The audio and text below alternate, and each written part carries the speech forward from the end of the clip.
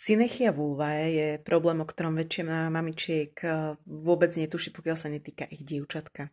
Ide vlastne o zrastanie alebo lepenie pískov. Dochádza k nemu kvôli tomu, že ešte hormonálna sústava maličkých detičiek samozrejme nie je dostatočne vyvinutá, nefunguje tak ako u dospelých žien, kde už tento problém nie je. A vlastne prevencia nie je nejako náročná, ale je veľmi efektívna. Pokiaľ sa to zanedbá, tak môže prísť k dosť vážnym následkom.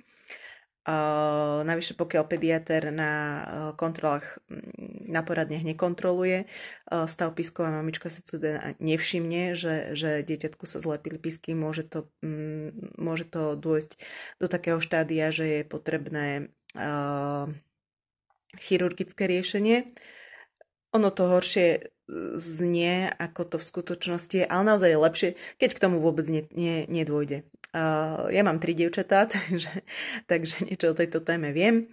Najdôležitejšie je vždy po večernom kúpaní, alebo pokiaľ dieťatko nekúpete každý večer, tak každý večer už keď vykonávate tú večernú hygienu pred spínkaním, poriadne s olejčekom povytierať ten priestor pískov a predovšetkým lepia sa malé písky k sebe, takže tam poprechádzať môže to byť olivový olej, môže to byť kokosový olej, ale pokiaľ jednoducho nemáte ekonomické možnosti na takéto oleje, stačí aj nejaký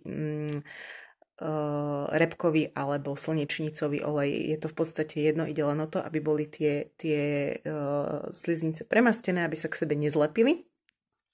Pretože keď dôjde k zlepeniu, môžu sa tam hromadiť baktérie, môže dochádzať k častejším zápalom očových ciest, k častejším gynekologickým zápalom a vlastne dá sa tomu naozaj veľmi efektívne predísť. A pokiaľ sa stane, že sa vám tie písky zlepia, nepanikárte.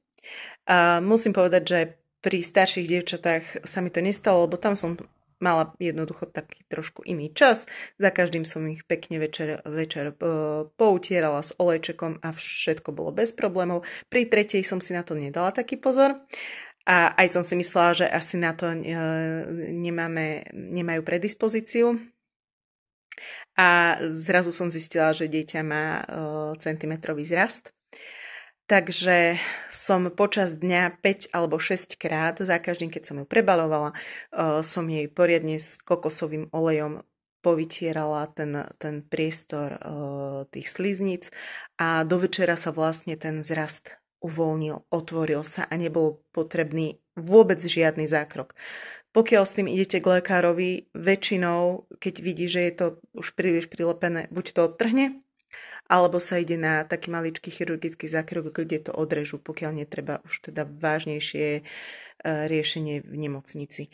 Takže najlepšia je prevencia, keď máte dievčatko, vždy v rámci večernej hygieny povytierať priestor s olejčekom a predídete tak vážnejším problémom.